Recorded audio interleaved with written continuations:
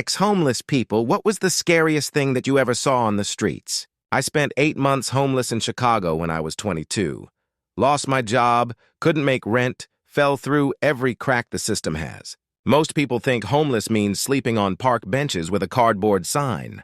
But that's not how it really works. You learn rules real fast if you want to survive. The most important rule I learned came from an older guy named Eddie. He'd been out there for 3 years. Knew every shelter, every soup kitchen, every safe corner in the city. Eddie taught me the golden rule of street life. Never sleep in the same place twice. Not the same doorway, not the same overpass, not even the same block. He said, people watch patterns, and patterns get you hurt.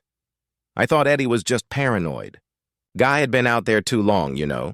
His mind was probably a little fried from everything he'd seen. But I followed his advice anyway because Eddie was the only reason I wasn't getting robbed every night.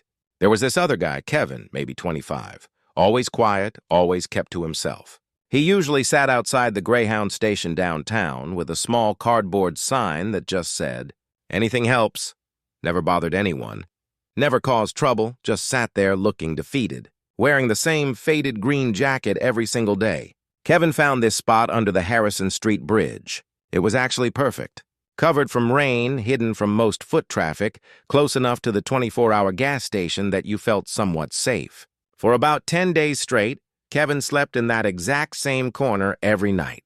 Same time, same spot, same routine.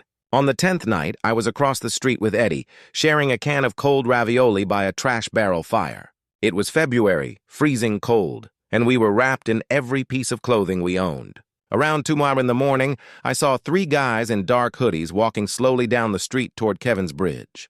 I didn't think much about it at first.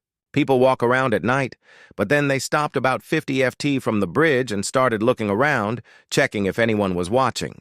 One of them pulled something long and metal from inside his jacket. It was a crowbar. Eddie grabbed my arm and pulled me down behind the barrel. "Don't move," he whispered. "Don't make a sound." The 3 guys walked right up to where Kevin was sleeping. I could see Kevin's green jacket in the shadows and he wasn't moving. Maybe he was in deep sleep. Maybe he heard them coming but was too scared to run.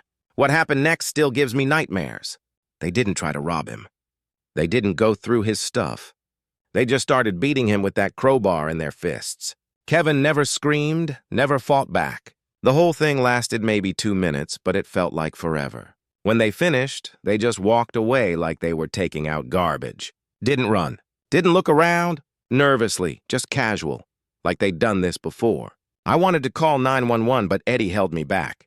"Wait," he said. "Make sure they're really gone." After 10 minutes, I used a phone that another homeless guy let me borrow and called for an ambulance. The dispatcher kept asking for the exact address, but I didn't know street numbers.